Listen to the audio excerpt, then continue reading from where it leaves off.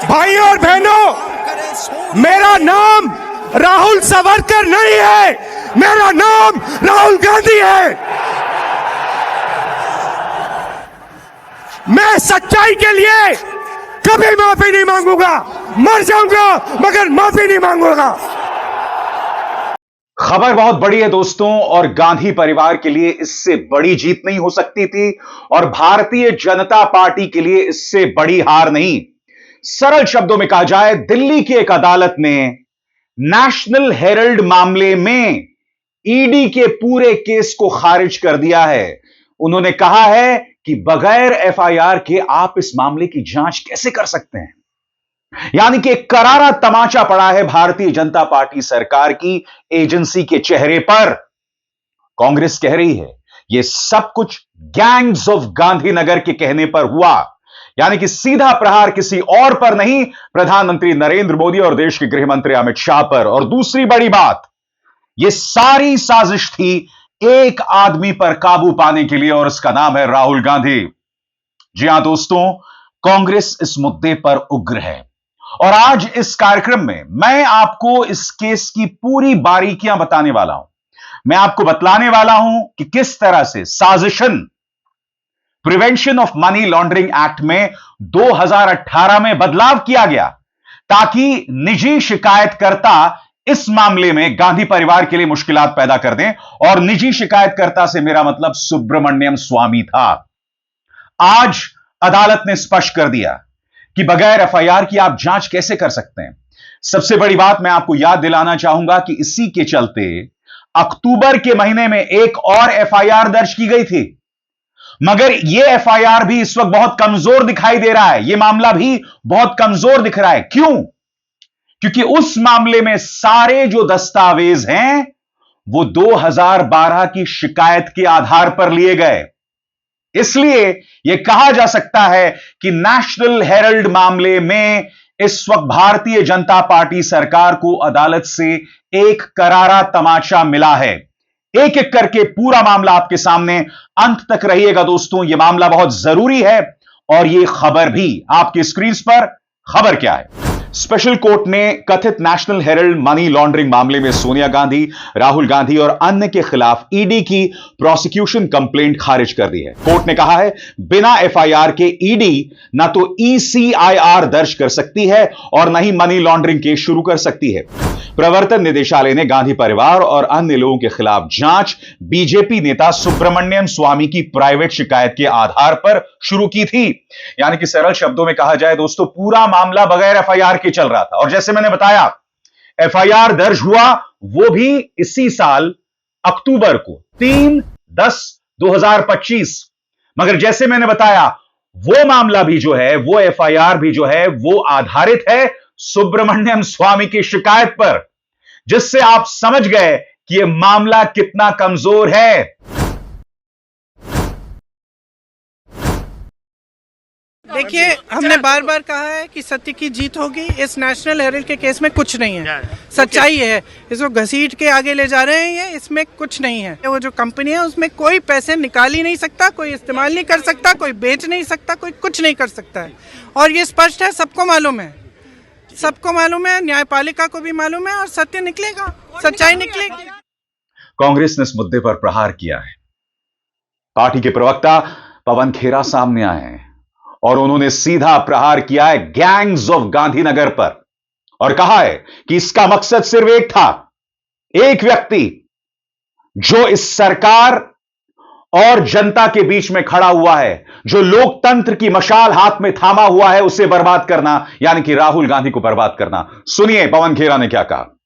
जो पिछले 12 सालों से हम कहते आ रहे हैं, आप सुनते आ रहे हैं, आप लोग हिम्मत जुटा के कभी कभी लिख भी देते हैं, वो आज साबित हो गया।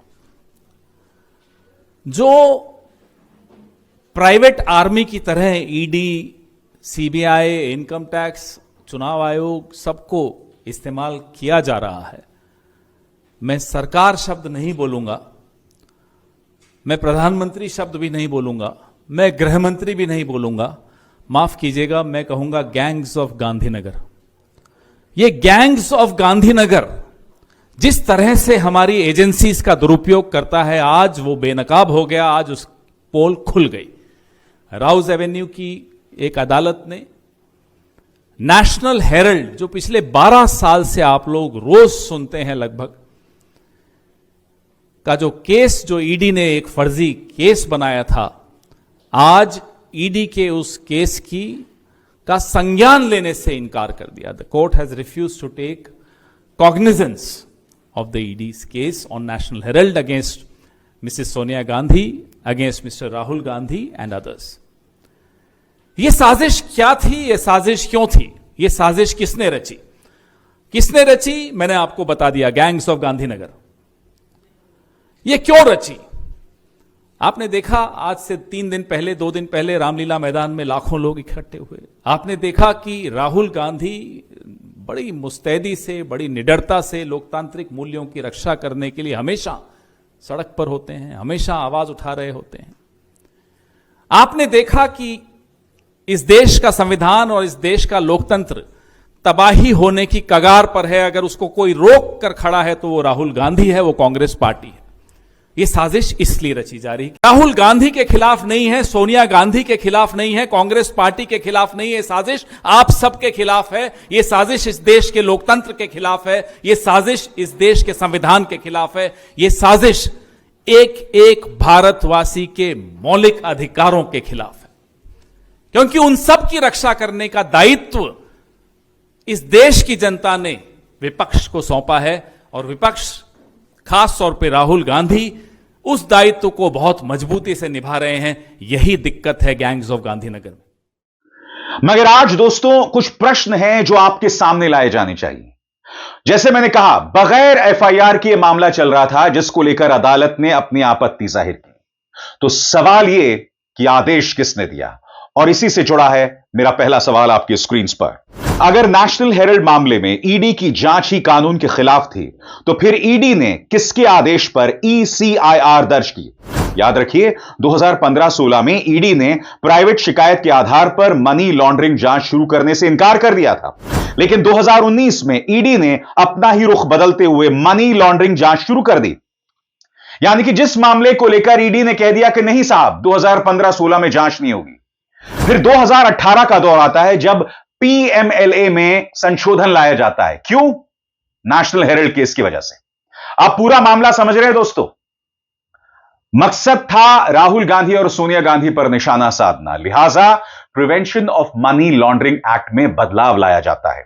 उस बदलाव के चलते निजी शिकायतकर्ता भी मामलों में शिकायत दर्ज कर सकते हैं, प्राइवेट एंटिटीज भी शिकायत दर्ज कर सकते हैं, और पूरा मामला आपके सामने। पवन खेरा कह रहे हैं यह मामला ही बेमानी है, और कैसे, सुना जाए। पिछले 12-12.5 सालों से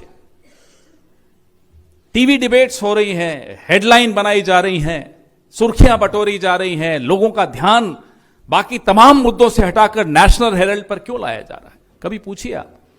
अभी जब हम यहां बात कर रहे हैं तो संसद में चल रहा है, एक चर्चा चल रही है, डिबेट्स चल रही हैं कि महात्मा गांधी के नाम से जो स्कीम है, महात्मा गांधी का नाम हटाया जा रहा है। यह सब कुछ जुड़ा हुआ है। महात्मा गांधी हो या नेशनल हेरल्ड हो, यह सब स्मृति चिन्ह है उस लंबे संघर्ष के जिसकी वजह से हमें और आपको आजादी मिली। आपको पता होगा कि नेशनल हेरल्ड पर अंग्रेजों ने प्रतिबंध लगाया था, और आज ये वही लोग जो उस वक्त मुखबिरी की साजिशें रचते थे, आज फिर नेशनल हेरल्ड के खिलाफ साजिशें रच रहे हैं। ये साजिशें इसलिए रची जा रही हैं। PMLA, मेरे साथी बड़े काबिल वकील हैं, मोहम्मद खान, आप जानते हैं इनको, जाने माने हैं। ये आपको और इसके बारे में कानूनी बातें ये रखेंगे। लेकिन PMLA का केस एक ऐसी कंपनी पर जो नॉट फॉर प्रॉफिट कंपनी है, सेक्शन 25 की कंपनी है, कैसे लग सकता है? जहां न आपको तनख्वाह मिल सकती, न जहां 1 रुपए का आपको बेनिफिट मिल सकता है, ना जहां अपने प्रॉपर्टी, यंग इंडिया की कोई प्रॉपर्टी ट्रांसफर नहीं हुई, कुछ सेल नहीं हुई, PMLA का केस लगा दिया। तो यह आपकी प्राइवेट आर्मी नहीं है ईडी।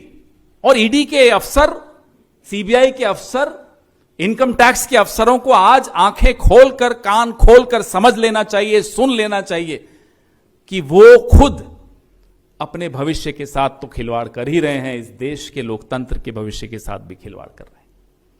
ये खतरा उन सब के लिए है जो कठपुतली बनने को तैयार हो जाते हैं। दोस्तों, आपको दो और मामलों पर गौर करना पड़ेगा। यह पूरा मामला जो है ना, वो अचरज और हैरानी से भरा हुआ है। कैसे? सबसे बड़ी बात, इस मामले में प्रवर्तन निदेशालय ने अपने ही सर्कुलर का विरोध किया। अपनी तरफ से जो आदेश जारी किया गया था उसके खिलाफ गई। कैसे? गौर किया जाए। ईडी ने अपने ही टेक्निकल सर्कुलर नंबर 01/2195 को, जिसमें साफ लिखा था ईसीआई दर्ज करने के लिए सीआरपीसी की धारा 154 के तहत एफआईआर और धारा 157 के तहत उसे मजिस्ट्रेट को भेजना जरूरी है, आखिर किसके आदेश पर दरकिनार कर दिया? यानी कि ईडी अपनी तरफ से एक टेक्निकल सर्कुलर जारी करता है 01/2015 और उसे खारिज कर देता है। इसलिए मेरे इन शब्दों पर गौर करने की जरूरत है। नेशनल हेराल्ड मामला ईडी के इतिहास में पहला ऐसा केस है जिसमें एजेंसी ने बिना किसी एफआईआर के सिर्फ एक प्राइवेट शिकायत के आधार पर मनी लॉन्ड्रिंग शुरू कर दी। हैरानी की बात यह है कि 2019 में इसी खामी को दूर करने के लिए पीएमएलए में संशोधन किया गया था, फिर भी यह मामला न्यायपालिका की जांच में टिक नहीं पाया। और जैसे मैंने बताया दोस्तों, यह पूरा मामला ही कमजोर है। बगैर एफआईआर की जांच होती है और फिर अक्टूबर 2025 में एक एफआईआर दर्ज की जाती है, मगर उसमें भी ढेरों दिक्कतें हैं। कैसे? कुछ देर बाद, मगर सुनिए वरिष्ठ वकील और कांग्रेस नेता अभिषेक मनु सिंघवी क्या कह रहे हैं। मैंने इस महत्वपूर्ण मामले की दलील खुद ने की थी राउज एवेन्यू में। बहुत महत्वपूर्ण निर्णय है। खोखला केस जिसको इतना ऊपर ले गए और आज उसकी कॉग्निजेंस तक नहीं हुई। आप समझ सकते हैं कि कितनी ज्यादा अतिशयोक्ति और कितना बढ़ावा चढ़ावा हल्ला करके हिस्टीरिया बना के बीजेपी सत्तारूढ़ पक्ष इसकी बात करती है। हमने कहा था बड़ी सरल चीज, ये एक ऐसा अजीबोगरीब केस है जहां पैसे का स्थानांतरण नहीं हुआ, पैसा हिला नहीं, जो प्रॉपर्टी है वो हिली नहीं, और मनी लॉन्ड्रिंग कहां से हो गई? और जिसकी प्रॉपर्टी थी वो कंपनी जिसने अब कंट्रोल करती है एजेएल को कंट्रोल करती है यंग इंडिया। तो ये बड़ी मूर्खता की बात है कि यंग इंडियन कंपनी बनाई जो डिविडेंड नहीं दे सकती, गाड़ी घोड़ा नहीं दे सकती, प्रॉफिट नहीं दे सकती, पैसा नहीं दे सकती। वो लोग जो बैठे हैं वहां पर, पहले मोतीलाल वोरा जी, सोनिया जी, खरगे जी, उनको कोई उससे कुछ एक पैसा नहीं मिल सकता और वो कहते हैं स्थानांतरण हुआ पैसे का, मनी लॉन्ड्रिंग हुई।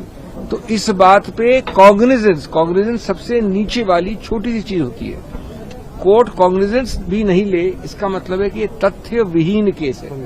और आपको इससे मालूम पड़ता है कि किस प्रकार से हल्ला शोर मचा के मीडिया में एक बहुत बड़ा एक बवंडर बनाकर ये चीज की जाती है। और आगे बढ़ने से पहले एक जरूरी संदेश। मेरे कार्यक्रमों के लिए आप नोटिफिकेशन का इंतजार मत कीजिए, मेरे चैनल में जाइए और खुद जाकर कार्यक्रम देखिए और रहिए अपडेटेड। अब दोस्तों, मैं आपको बतलाने वाला हूं खेल एफआईआर्स का। जी हां, किस तरह से ईडी अपने ही मामले पर पलट गई और अपनी नाक बचाने के लिए इसी साल अक्टूबर में एक एफआईआर दर्ज की जाती है। मगर जैसा कि कुछ देर पहले मैंने आपको बताया, उसमें भी काफी झोल है। कैसे? गौर फरमाया जाए। हालांकि ईडी दिल्ली पुलिस की 3/10/2025 की एफआईआर के आधार पर नेशनल हेराल्ड केस की जांच आगे भी जारी रखेगी, लेकिन संभावना है कि इस एफआईआर को भी जल्द चुनौती दी जाएगी, क्योंकि यह एफआईआर खुद ईडी द्वारा दी गई जानकारी शिकायत के आधार पर दर्ज हुई है। सुब्रमण्यम स्वामी की प्राइवेट शिकायत के आधार पर नेशनल हेराल्ड केस की जांच करते हुए ईडी ने जो दस्तावेज और सबूत जुटाए थे, वो पीएमएलए की धारा 66(2) के तहत दिल्ली पुलिस को भेजा गया और वही दिल्ली पुलिस की एफआईआर का आधार बनी। जब स्वामी की शिकायत पर आधारित ईडी की जांच को ही अवैध ठहराया जा चुका है, तो फिर उसी जांच में जुटाए गए दस्तावेजों और सबूतों के आधार पर नया केस कैसे दर्ज किया जा सकता है? तो सुना आपने दोस्तों, किस तरह से पूरा मामला धराशायी हो जाता है, किस तरह से 3/10/2025 को दिल्ली पुलिस ने जो एफआईआर दर्ज की है उसके कोई मायने नहीं रह जाते हैं। और जैसे मैंने बताया, इसे चुनौती मिलेगी। और दिल्ली की जो विशेष अदालत ने आदेश जारी किया है, ईडी उसे आगे चुनौती देने वाली है, यानी कि यह मामला अभी थमने नहीं वाला है। मगर हां, आपके जहन में सवाल होगा, यह पूरा नेशनल हेराल्ड केस दरअसल है क्या? तो चलिए सरल शब्दों में 5 बिंदुओं में मैं आपको यह पूरा मामला समझाने वाला हूं। मेरे एक एक शब्द पर गौर कीजिएगा जो आपकी स्क्रीन पर आ रहा है। पूरा मामला क्या है? नंबर 1, मामले की शुरुआत 2012 बीजेपी नेता सुब्रमण्यम स्वामी ने दिल्ली की अदालत में सोनिया गांधी, राहुल गांधी और कुछ अन्य लोगों के खिलाफ एक प्राइवेट आपराधिक शिकायत दर्ज कराई। इसी से इनकम टैक्स और बाद में ईडी की जांच शुरू हुई। दूसरा, एजेएल और कांग्रेस का लोन। नेशनल हेराल्ड अखबार चलाने वाली कंपनी एसोसिएटेड जनरल्स लिमिटेड यानी एजेएल को कांग्रेस पार्टी ने करीब 90 करोड़ का ब्याज मुक्त लोन दिया था। बाद में अखबार बंद हो गया, लेकिन कंपनी के पास दिल्ली, लखनऊ, मुंबई जैसे शहरों में कीमती जमीन और इमारतें थीं। नंबर 3, यंग इंडिया कंपनी की एंट्री। 2010 में यंग इंडियन प्राइवेट लिमिटेड नाम की एक नई कंपनी बनी, जिसमें सोनिया और राहुल गांधी की मिलाकर 76% हिस्सेदारी थी।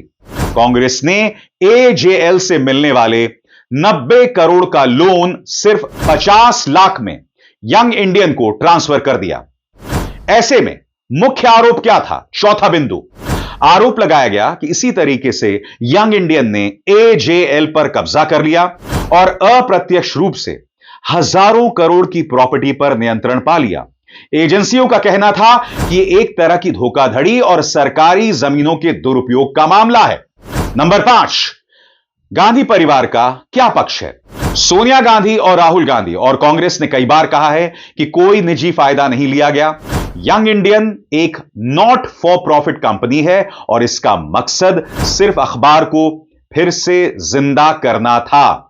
उनका आरोप है कि पूरा मामला राजनीतिक बदले की कार्रवाई है। मगर आज मैं कुछ और मुद्दे भी उठाना चाहता हूं।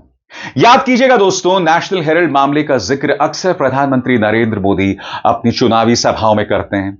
अक्सर अमित शाह भ्रष्टाचार के मुद्दे पर राहुल गांधी पर प्रहार करने के लिए उन पर प्रहार करते हैं। क्या कहते हैं कि राहुल गांधी और सोनिया गांधी बेल पर हैं। न जाने कितनी बार उन्होंने यह बात कही है। और सबसे बड़ी बात, गोदी मीडिया बगैर कोई पड़ताल किए उन पर प्रहार करती है। तो सरल शब्दों में, पिछले 12 सालों में गोदी मीडिया ने जो दुष्प्रचार चलाया है, जो प्रोपेगेंडा चलाया है, अब वो क्या कहने वाली है? आज देखना होगा दोस्तों, क्या गोदी मीडिया इस मुद्दे पर चर्चा करेगी? क्योंकि कांग्रेस के लिए यह बहुत बड़ी जीत है और राजनीति के लिहाज से यह एक बहुत बड़ी खबर है, जिसे मैंने आपके सामने सरल शब्दों में, सरल लहजे में समझाने की कोशिश की है। अब दिल्ली की स्पेशल कोर्ट के इस आदेश के बाद, खासतौर से इस बात की पृष्ठभूमि में कि आपने अक्टूबर में जो एफआईआर दर्ज किया था, वो भी अदालत के इस आदेश के बाद बेमानी दिखाई दे रही है। अब क्या होगा? और सबसे बड़ी बात, कांग्रेस जिन्हें गैंग्स ऑफ गांधीनगर बता रही है, क्या वो सामने आएंगे और अपनी हार स्वीकार करेंगे? अभिजार शर्मा को दीजिए इजाजत। नमस्कार।